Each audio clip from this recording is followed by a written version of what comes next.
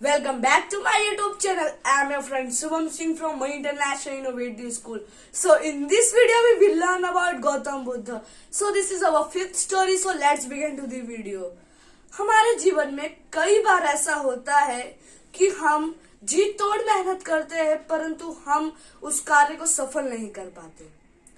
हम जी तोड़ मेहनत करते हैं परंतु हम धैर्य नहीं रखते। हमें धैर्य के साथ साथ समय की भी आवश्यकता होती है। अगर हम मेहनत और धैर्य और समय के साथ करेंगे तो वह कार्य जरूर सफल होगा। दोस्तों, महात्मा गौतम बुद्ध की इस कहानी से हम सीखेंगे कि हम किस तरह अपने कार्य को सफल कर सकते हैं। हम जब वो कार्य करते हैं तब अगर वो सफल नहीं होता तो हम अपने ईश्वर को दोष देते हैं और पीछे हट जाते हैं। अगर हम उसी समय थोड़ी देर और सब्र किए होते तो वह कार्य जरूर सफल होता।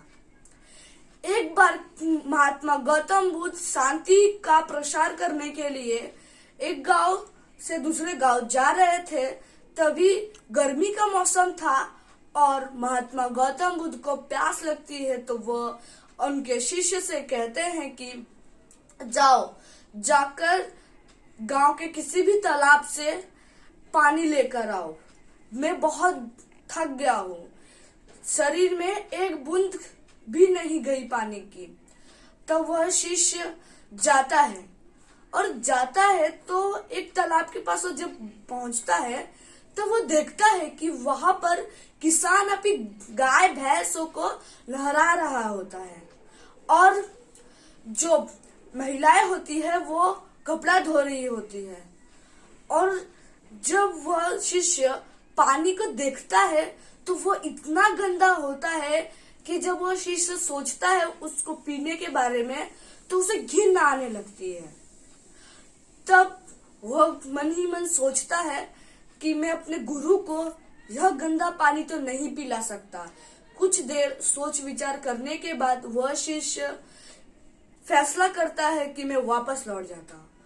तो वह वापस लौटने के बाद महात्मा गौतम बुद्ध से कहता है कि महात्मा, मैं गांव के एकमात्र तालाब, गांव में बस एकमात्र तालाब है और उसमें भी किसान अपने गाय भैंसों को नहला रहे हैं और महिलाएं अपने अपने कपड़े धोने में व्यस्त हैं।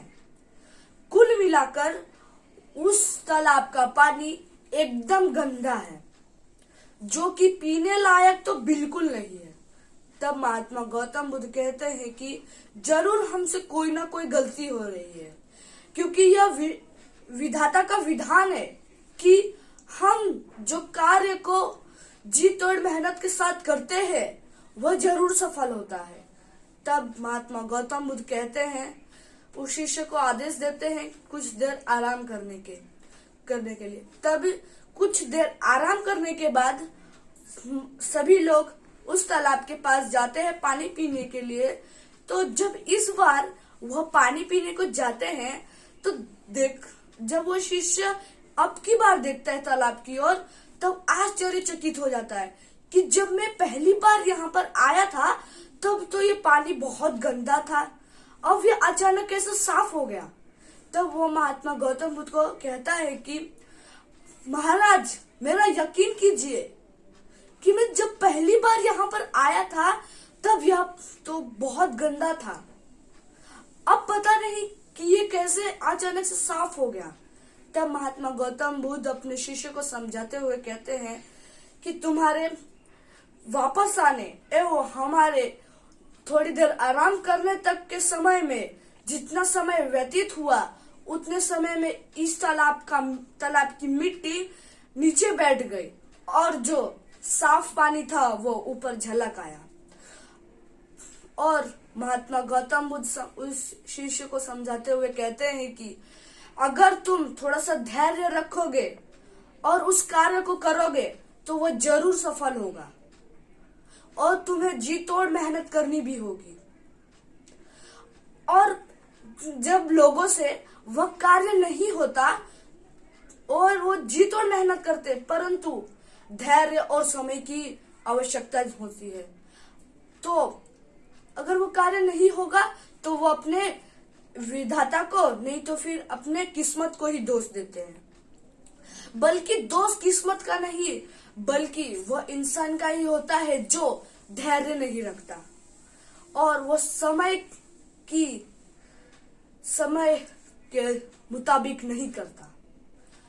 तो दोस्तों, हमने इस कहानी से सीखा कि हम तो जी तोड़ मेहनत तो करते ही है, परंतु हमें धैर्य की भी आवश्यकता होती है और समय की भी। So, if you want to enroll yourself, and so if you now enroll, so you get the 20 rupees enroll. So do the like, share and subscribe and click on the bell icon for all notification and do the comment on comment box. जय हिंद, जय भारत, नमस्ते।